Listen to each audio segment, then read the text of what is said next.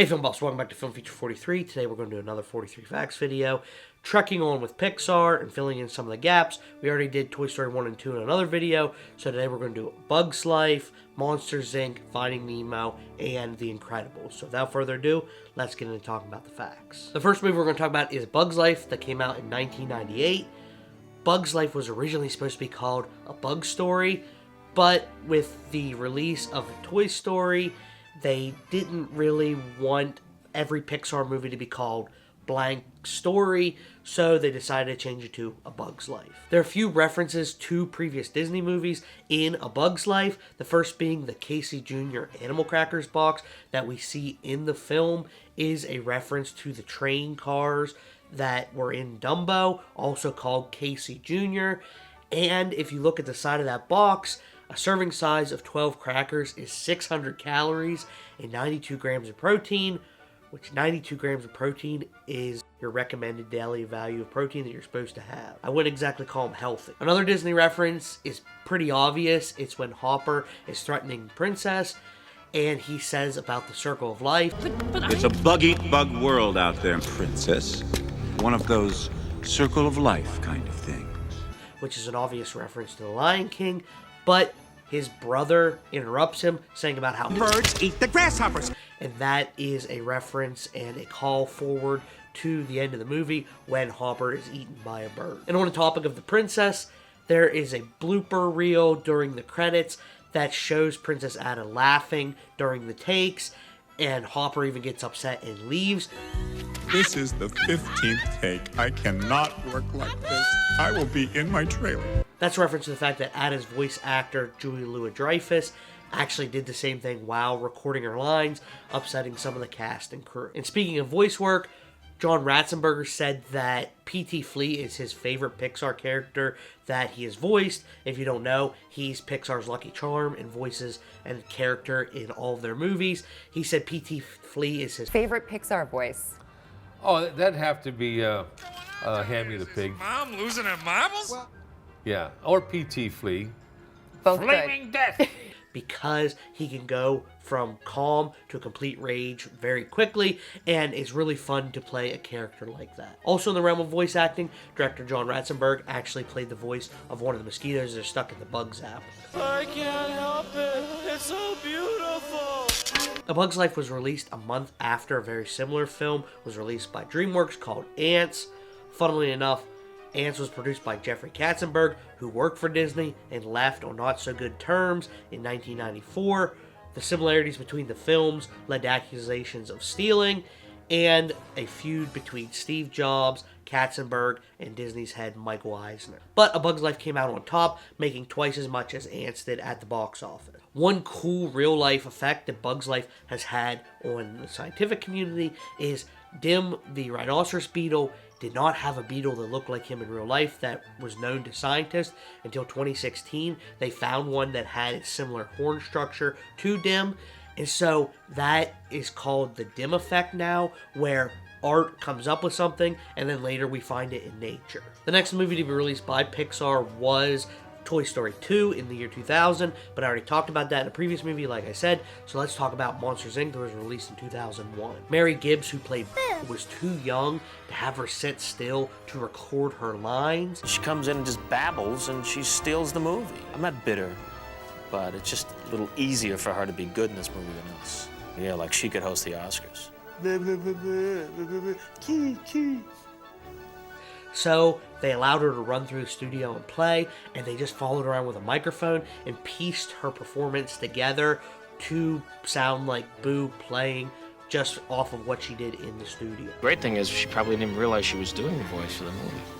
I hope they paid her. It took 11 to 12 hours to render one frame of Sully, and that's because he had 2.3 million hairs that they had to render individually. The scene where Sully thinks that Boo is being crushed in the trash compactor is an almost shot-for-shot remake of the 1952 Looney Tunes cartoon Feed the Kitty, which is a cartoon where a dog adopts a little kitten where he thinks it's being made into a cookie, so he passes out exactly like Sully does. In the scene where Randall is exiled to the human world, reuses a lot of Pixar's previous animation. The trailer is the same trailer that can be seen in A Bug's Life. The Pizza Planet truck is shown in every Pixar movie, and the little boy is the same model that is used for the scare dummies, and his mother is actually the same model as the boy, just with a bun of hair on the back of her head. In the original script, the CDA was supposed to blow up the restaurant that Boo was seen in, that the panic was caused in, but due to sensitivities around 9/11, which is close to when this movie came out, it was switched to decontamination. The music used when Sully leaves Boo is actually the same music that was reused in 2010 for Toy Story 3 when Andy leaves his toys with Bonnie.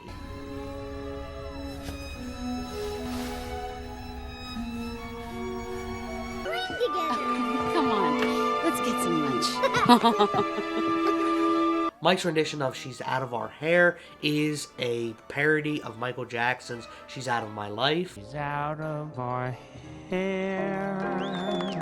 She's out of my life. Bob Peterson, who was Monsters, Inc.'s story supervisor, did the voice of Roz. Hello, Wazowski. As a stand-in until they could hire a voice actor, but the producers liked Peterson's voice so much as Roz that they decided to keep it in the final film. Speaking of voice acting, the sound for Ted, the giant monster that Sully talks to in the beginning of the movie, was supposed to be Godzilla's roar, but they could not get Toho to let them in the roar. So they decided to use a chicken cluck instead. And it was leaked that a teaser trailer for Attack of the Clones was going to be released with Monsters, Inc. So a lot of people bought tickets to watch Monsters, Inc., just watched the teaser trailer for Attack of the Clones and left. That is a reoccurring theme with Star Wars movies. The same thing happened for Waterboy. So it seems like if there's going to be a Star Wars trailer before the internet was around, that people were going to buy tickets for your movie. And when the Abominable Snowman describes the kids of the Himalayas, he says they're tough kids, sissy kids, kids who climb on rocks. And that is a reference to a 1967 Armored Hot Dog commercial. Kind of kids eat armor hot dogs. Fat kids, skinny kids, kids who climb on rocks.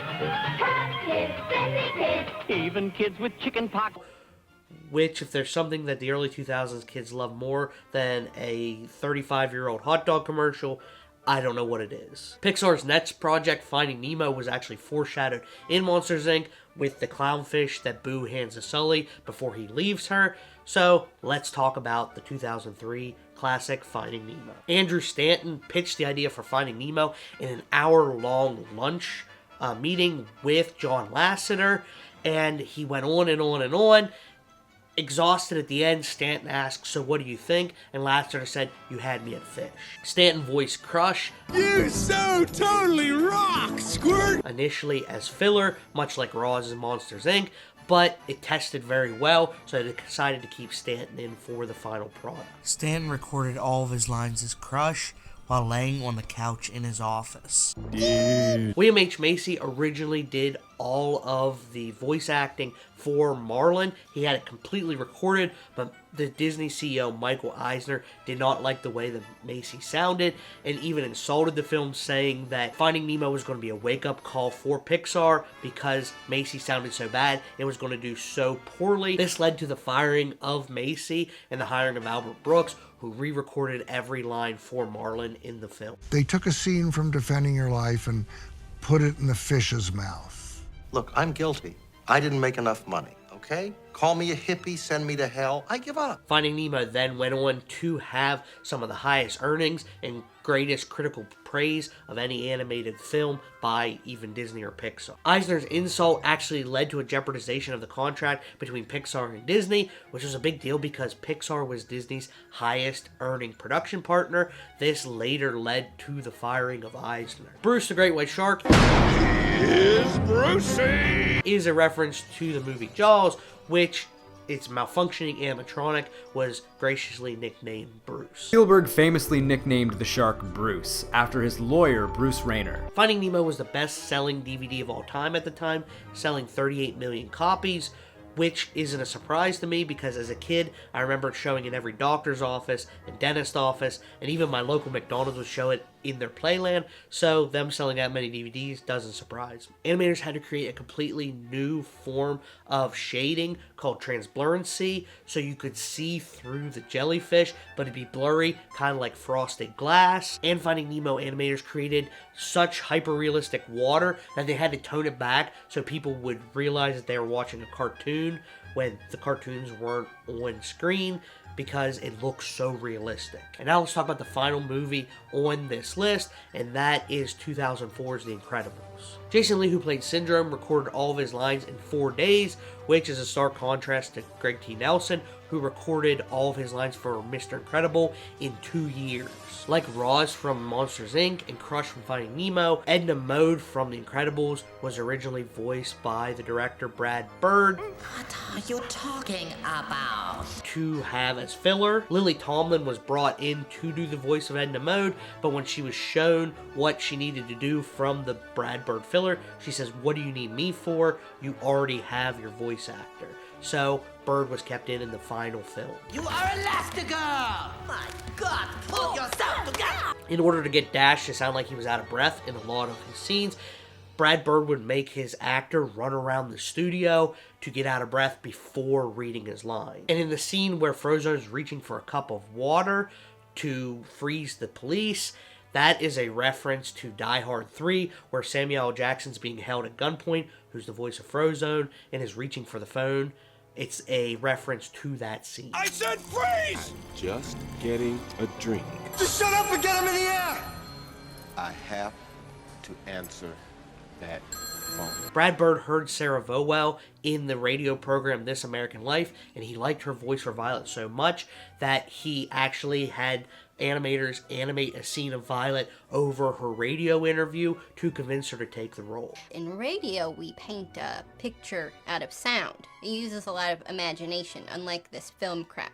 And for my final fact of this video, DC did not like Pixar using the term Elastigirl because DC Comics already had an Elastigirl, so Pixar made a compromise that outside of the film, Elastigirl would not be referred to as Elastigirl in marketing and merchandise. She would be referred to as Miss Incredible to get rid of that confusion. So that's all the facts that I have about the first 4 Pixar films other than Toy Story. If you want me to continue on doing Pixar movies, let me know down below. And as always, thanks for watching, and I'll see you in the next one.